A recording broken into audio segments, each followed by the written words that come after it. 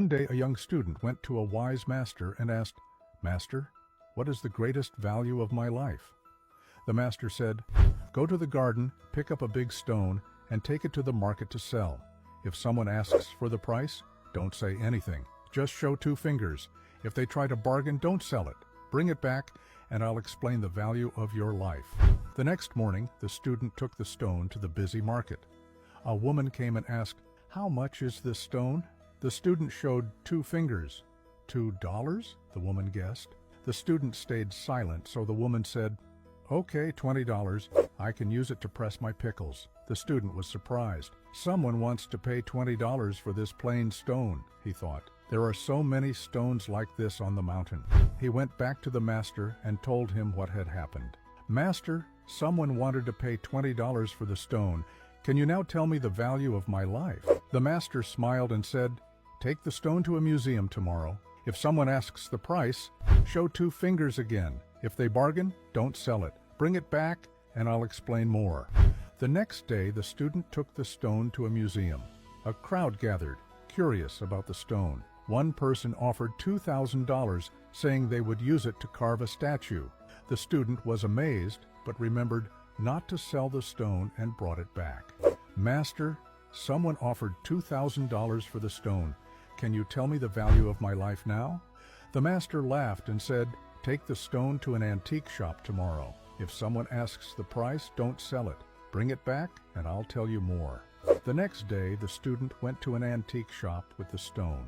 Collectors there were amazed by it. One person offered $20,000 and later raised the offer to $200,000. The student couldn't believe it and brought the stone back to the master. "Master, today someone offered $200,000 for the stone. What is the greatest value of my life?" The master kindly said, "My child, your life is like this stone. If you take it to the market, it's worth $20. In the museum, it's worth $2,000. In the antique shop, it's worth $200,000.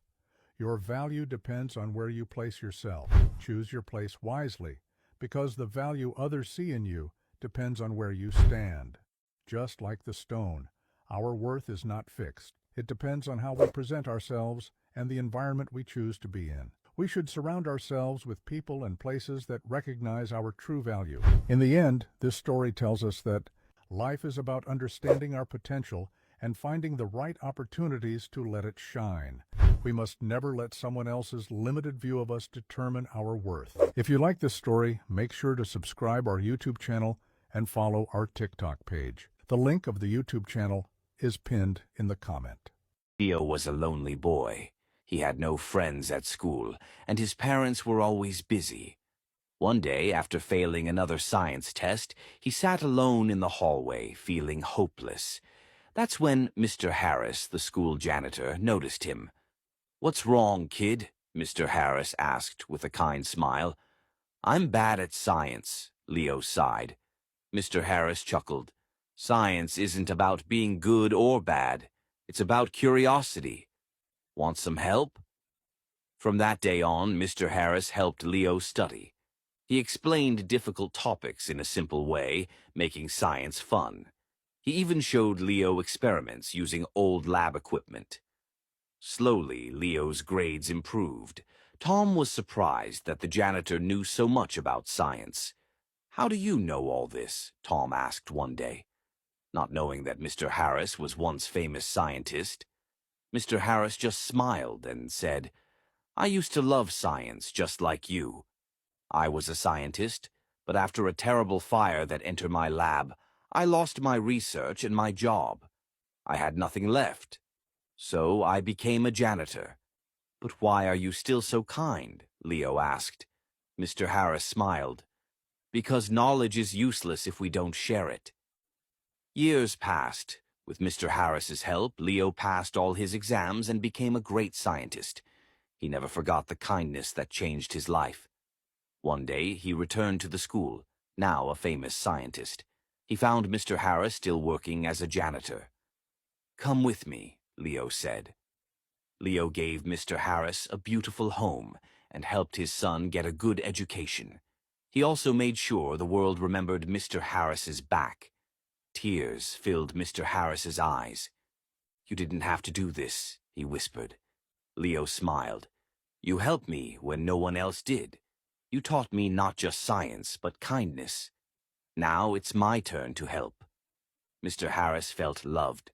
Lesson.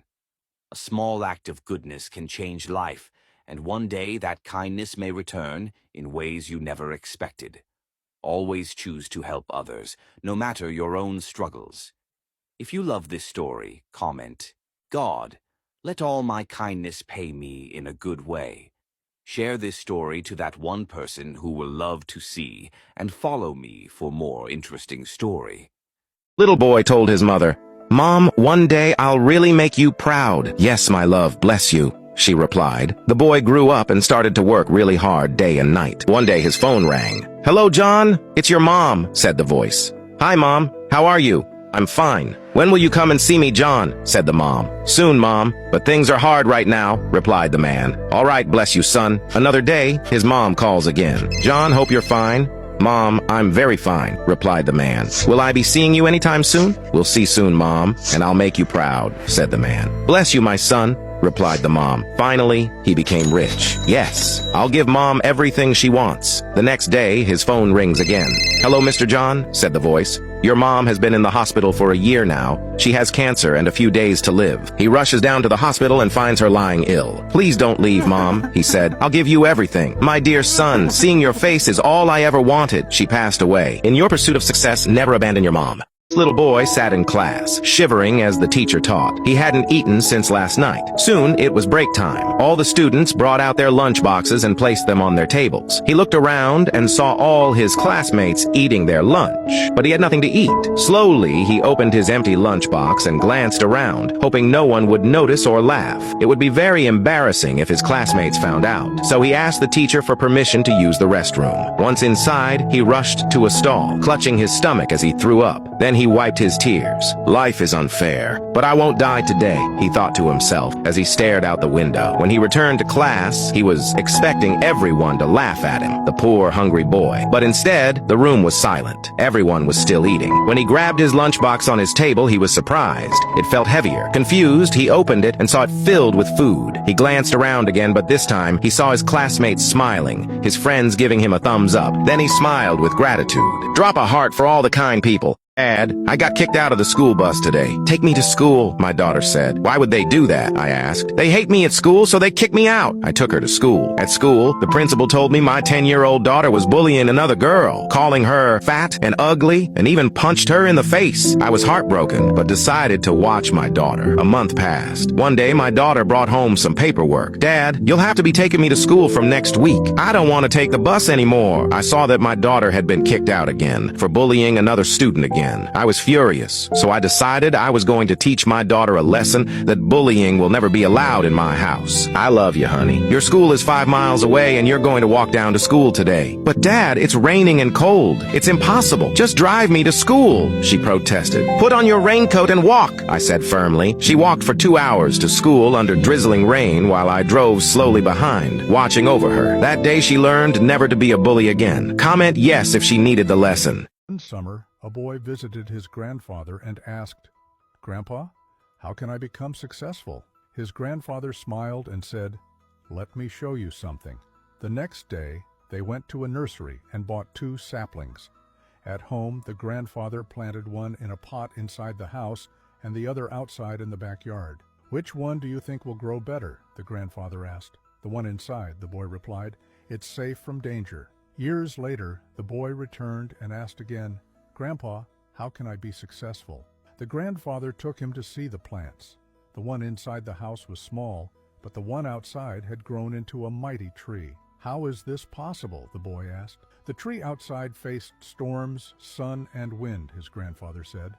"Those challenges made it stronger, with deep roots and wide branches. The plant inside stayed safe, but never had a chance to grow." He added, "Life works the same way. If you avoid challenges, you won't grow, but if you face them, you'll become stronger and more successful." The boy smiled, realizing that obstacles weren't barriers. They were the key to greatness. One day, a young man approached a wise mentor and asked, "What is the secret to success?" The mentor smiled and said, Meet me by the river tomorrow evening, and I will show you." Eager to learn, the young man arrived at the riverbank as instructed. Without a word, the mentor led him into the water. Suddenly, the mentor pushed the young man under the surface, holding him there. The young man struggled, his lungs burning for air. Just as he was about to give up, the mentor pulled him up. Gasping for breath, the young man shouted, "Why did you do that?" The mentor calmly replied, "What were you thinking about under the water?" "Breathing. I could think of nothing else but air." The mentor nodded and said, "That is the secret to success. When you desire your goal as desperately as you desired air, you will find a way to achieve it. Success comes to those who pursue it with unwavering determination." So remember, success isn't about luck or shortcuts. It's about focus, effort, and never giving up, step by step. Every small victory gets you closer to your dreams. Keep striving and rising. Once there was a little boy who loved bullying his classmates, throwing food and paper balls at them. No one dared to tell the teachers, fearing it would only get worse. One day, he was called to the headmaster's office. To his shock, his parents were there, and the headmaster said, "And that's why he's being expelled from school." His father calmly told him, "Go to the car, son. We'll handle this." Nervously, the boy waited. When his parents joined him, his father said, "You'll be back at school tomorrow." Relieved, the boy smiled, thinking it was over. The next day, the headmaster met them at the entrance with a trash bag and litter picker, saying, "This will be your job for the next 15 days. The boy begged his dad, "Help me." But his father replied, "This was our idea. We'll never support bullying. It's our duty to teach you to be a good person." The boy learned a lesson he'd never forget. If you like this story, make sure to subscribe our YouTube channel and follow our TikTok. At an elementary school, a 5th grade teacher gave his students a unique challenge. "I want you to build a bridge using only straws and paper that can hold a book." The children were thrilled and quickly began experimenting with ideas. After 2 days, most of the students grew frustrated. "This is too hard, and it just doesn't work," echoed around the classroom. Only Liam refused to give up. Weeks passed, and every day during recess, Liam could be found hunched over his construction, rearranging straws and papers, testing new designs.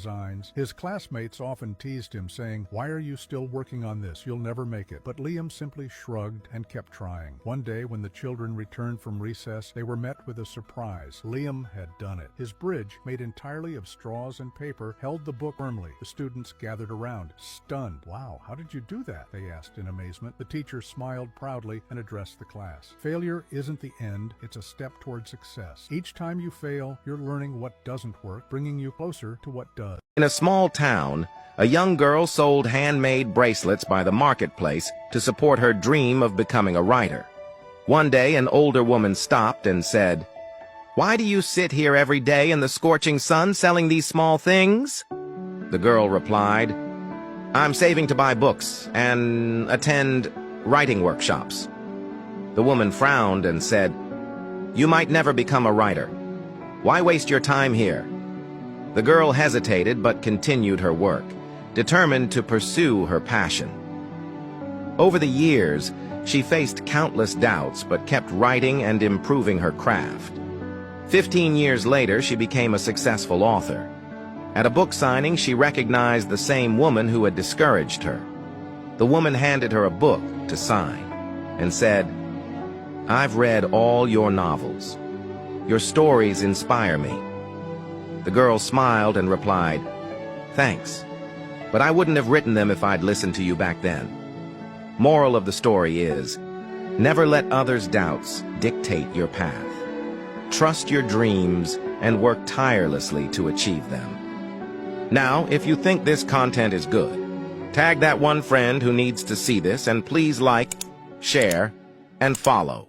Boy meets his mother and asked, "Mom, why do I have a scar on my face?" The mom explained that when they were little, his older brother mistakenly hurt him while they were fighting. The boy got furious and ran to his older brother. "You are evil! You did this to me! I hate you!" The boys grew up not talking to each other. Their mother died without reconciling them. The brothers married and had children, yet they didn't speak to each other, but they missed each other. The older brother will say to himself, "If only my brother would let me see him and apologize." The younger one will say, "If only he will come and say I'm sorry, I'll forgive him." Many years passed. Nothing changed. One day, the younger brother's phone rang. "Hello, I'm your brother's wife. He's very sick in the hospital. I pray he gets well," said the brother, but he didn't visit. Then one day, news came to him. His older brother has a stroke. He could neither speak nor move. By the time his brother arrived, he had passed away. He left him a note. "Dear brother, I miss you so much. My greatest regret in life was not having the courage to say I'm sorry. Let our children love each other and never be like us. This is my dying wish."